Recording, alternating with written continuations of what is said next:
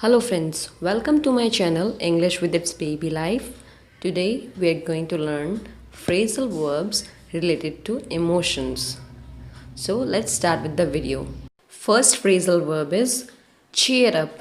Cheer up means खुश करना. It is often used to encourage other people to have more positive attitude, especially when you are sad or discouraged about something.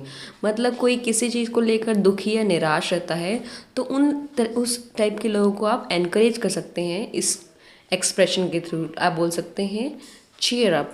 So let's see some examples.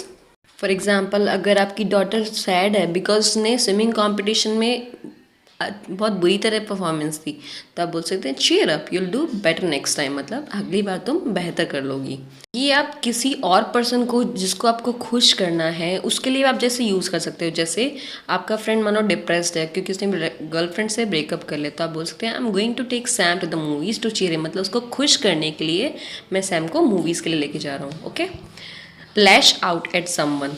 Lash out at someone means किसी के ऊपर अचानक से भड़क उठना, गुस्सा करना. की डेफिनेशन देखते हैं. When someone suddenly and unexpectedly, मतलब जब हम एक्सपेक्ट नहीं करते हैं, speaks to you in an angry way और येल्स एट यू या फिर चिल्लाता है आप पर, then they are lashing out at you. So इसका एग्जाम्पल देखते हैं. अगर आपके फादर अक्सर एंग्री होते हैं और इम्पेशेंट होते हैं बिकॉज उनकी लाइफ बहुत ज़्यादा बिजी है तो आप बोल सकते हैं my dad lashes out at us when he is under a lot of stress. मतलब जब हमारे पापा तनाव में होते हैं तो अक्सर हम पर वो भड़क उठते हैं. ठीक है. क्रैकअप. क्रैकअप का मतलब होता है अचानक से जोर जोर से हंसना. So crack up means to suddenly start laughing या फिर आप बोल सकते हैं burst out laughing. Daily life में ऐसी बहुत सारी सिचुएशन आती है जैसे कोई भी ऐसा इवेंट देखते हैं जिससे आपको देखकर अचानक से जोर जोर से हंसी आती है. लाइक सपोज इंग्लिश क्लास में कुछ फनी हुआ. सपोज एक स्टूडेंट है, उसका वाटर पीते पीते वाटर उसके कपड़ों पे गिर गया तो आप बोल सकते हैं the whole class cracked up when Ishaan spilled water all over his clothes while drinking. मतलब जब ईशान ने पानी पीते हुए उस पानी गलती से उसके पूरे कपड़ों के ऊपर गिर गया तो पूरी क्लास जोर जोर से अचानक उस पर हंसने लगी. She is so funny, she cracks me up with her mimicry. मतलब वो बहुत फ़नी है. मिमिक्री एक एक्टिंग होती है किसी पर्सन की, किस तरह से बोलता है, किसी एक्टिंग करता है, दैट इज़ कॉल्ड मिमिक्री. तो वो हमेशा अपनी मिमिक्री से मुझको हंसा देती है.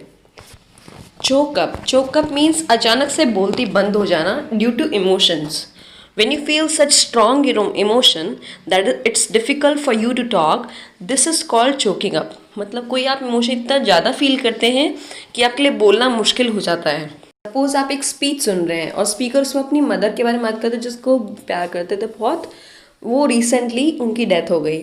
सो वो एकदम से अचानक से उस इमोशन की वजह से वो एकदम से चुप हो जाते हैं, उनसे बोला नहीं जाता. तो दैट इज़ यू कैन से he choked up when he started to talk about the last Christmas he spent with his mother. मतलब जब उन्होंने पिछला क्रिसमस अपने जो मदर के साथ बिताया था उसके बारे में बात करनी शुरू की तो वो अचानक से चोकअप हो गया. मतलब अचानक से उनकी बोलती बंद हो गई, उनके मुंह से शब्द नहीं निकल रहे थे. So when we met again after 5 years I just choked up. मतलब आपको बहुत ही बेस्ट फ्रेंड है जिससे आप फिर से 5 साल बाद मिले तो क्या होगा, आप अचानक से चोकअप हो जाते हैं. मतलब आपने उसके साथ अपना चाइल्डहुड बिताया सो उसके बारे में बात करते करते आप चोकअप हो जाते हैं.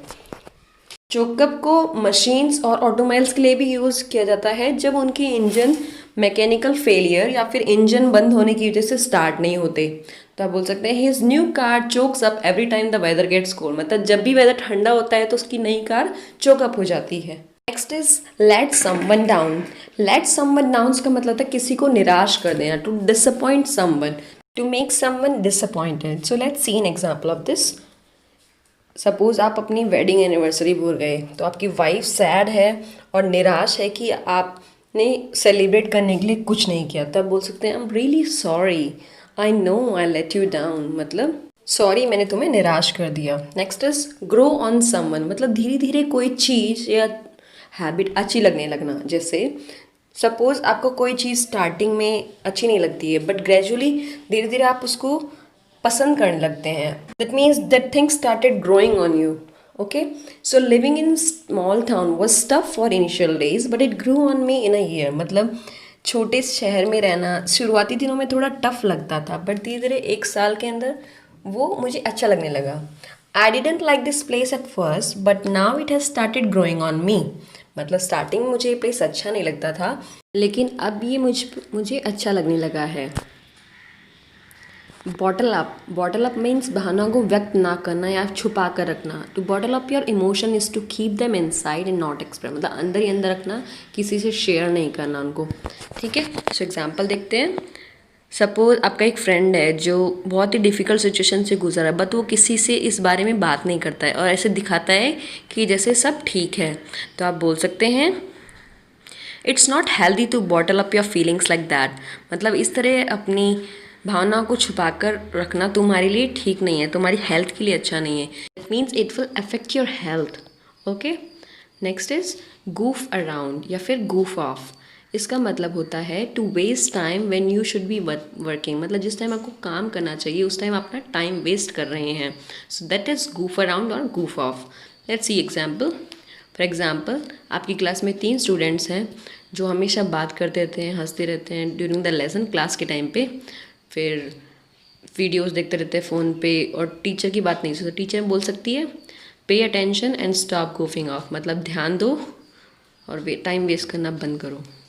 मैनेजर अपने एम्प्लॉयज़ से बोल सकता है कि quit goofing off and get to work on project report, मतलब टाइम वेस्ट करना बंद करो और प्रोजेक्ट रिपोर्ट पे काम करो।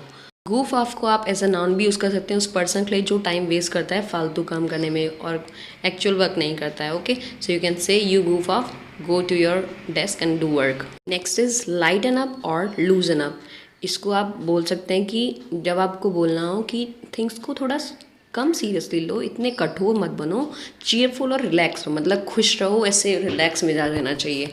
तो तब आप उस पर्सन को बोल सकते हो लाइटन और लूजन अप।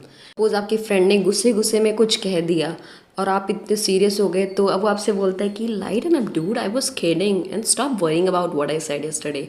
मतलब कल जो मैंने कहा उसके बारे में सोचना बंद करो और थोड़ा चिल हो जाओ। आई वाज किडिंग, मैं मजाक कर रहा था। Second is to improve our health and to get rid of all the depression, we must learn to lighten up daily। मतलब अपनी हेल्थ को इम्प्रूव करने के लिए और डिप्रेशन से छुटकारा पाने के लिए हमें डेली क्या होना चाहिए, लाइटन अप होना चाहिए, रिलैक्स चीयरफुल मूड में रहना चाहिए। Okay, next is calm down. Calm down means किसी को शांत करना या खुद शांत होना। Okay, to become calm or to make somebody or to make yourself calm। okay, for example अगर आपका बॉस का दिन ख़राब चल रहा है, boss is having a really bad day और वो सब पे ऑफिस में चिल्ला रहा है, तो आप बोल सकते हैं I will stay away from the boss until he calms down. मतलब जब तक वो शांत नहीं हो जाते बॉस, तब तक मैं बॉस से दूर रहूँगा। ओके।